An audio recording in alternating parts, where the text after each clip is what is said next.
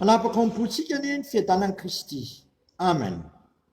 Isaoranay ny anaranao raha eo, isaoranay ny anaranao satria tsy mitsahatra anao no manisy ny fiainanay, tsy mamindra fo aminay ka velonay natrapamin'izay izay amin'ity andro ity. Miteza ianao tompo anomenay ny teninao izay sakafo ahavelomanay aty amin'ity zao ity. Ny teninao ane faneno tompotray sy fanazavanao ny lalanay misaotra Jesosy. Amen.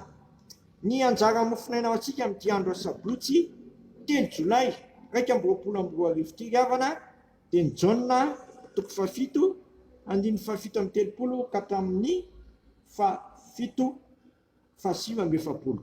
Jaona 7 andiny 7 ka hatramin'ny 7 azafady 7 maromaro koa vakina amin'ny anaran'i Jesosy zany.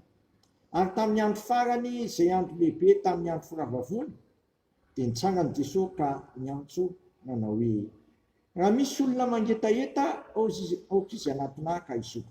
Izay mino aho dia misy rano velona iboboka avy eo kibony ary voalazana soratra masina. Ary ny fanahy izay efa raisiny mino azy nolazainy tamin'izany fa ny fanahy tsy mbola nomena satria Jesosy tsy mbola niditra tamin'ny voninahitra. Ary sasany tamin'ny voaka raha nandeha izany teny izany dia nanao hoe ity tokoa no ilay mpaminany no sasany ity no Kristy fa ho kosa ny sasany avy amin'ny Galilea va no ivian'i Kristy. Tsy voalaza ny soratra masina va fa Kristy dia avy amin'ny zanak'i Davida avy ao Betlehema voatra ny nenan'i Davida dia saratsaina izy saratsaina ny amin'ny Jesosy ny voaka ary sasany tady sambotra azy kanefa tsy naniditsanana taminy. Masonao manamasinanay amin'ny fahamarinana ny teninao amin'ny fahamarinana. Amen. Miantso ny olona anantona azy Jesosy. Tsangany Jesosy ka niantso nanao hoe raha misy olona mangetaheta aoka izy anantona ka isoko. Izay mino tia isony rano velona iboboka avy eo kibony araka ny voalazan'ny soratra masina. Ity andro sy fotoana ity dia andro firavavona fankalazana ny fetin'Ngano izay tsaroana tamin'ny andron'ny mpanjaka Ezekia izay tratra ny fairano ny Jerosalema nefa no ny fahenena nomena Andriamanitra nyity mpanjakany Ezekia ty dia navita nanao lavaka izy napidi-drano tao amin'izany toerana izany ka teo anatrehan'izany dia nahazo rano avokoa ny olona rehetra. Eto dia ho fahatsiarovana izany fikarakarana nataon'izany mpanjaka Ezekia izany ty andro firavavony ity dia nankalazaina isan-taona izany. Tafavory be dia be ny olona. Jesosy nitsangana teo anoloan'izany andro firavavony izany ka nanambara hoe raha misy olona mangetaheta aoka izy anantona ka isoko. Izay mino aho dia isy rano velona iboboka avy eo kibony araka ny voalazan'ny soratra masina. Zava-dehibe ny mino an'i Jesosy. Izay mino an'i Jesosy mantsy dia meny fanomezana tsara indrindra dia ny fahatongavana ho zanak'Andriamanitra. Ary izay tonga zanak'Andriamanitra dia manana fahavelomana, manana aingana.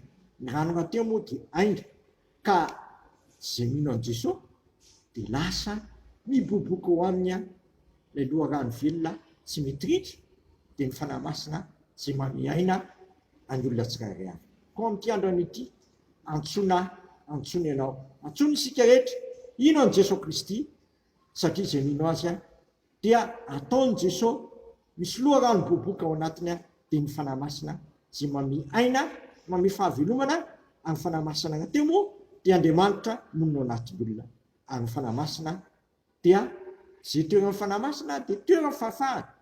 Ary izany fanahy masina izany no miara milaza ny fanahintsika fa zanak'Andriamanitra isika ka raha zanaka dia mpandovan'Andriamanitra no mpiray lova amin'i Kristy koa. Koa miteza ianao tena ino sy atokan'i Jesosy Kristy tsy vatom-potoana aminy fa mitombo hatrany amin'izany fonan'i Jesosy Kristy izany. Dia mitsika rehetra anie izany tenin'Andriamanitra izany. Amen.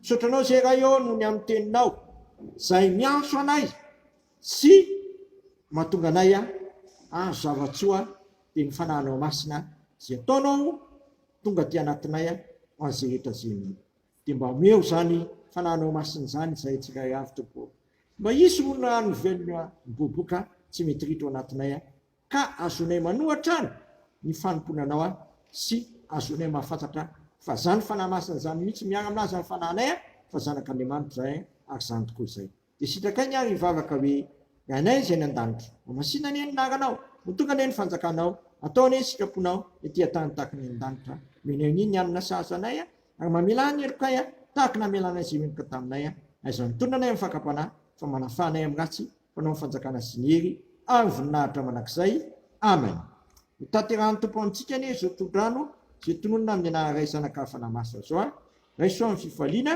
sy fitiavana zany tsodrano zany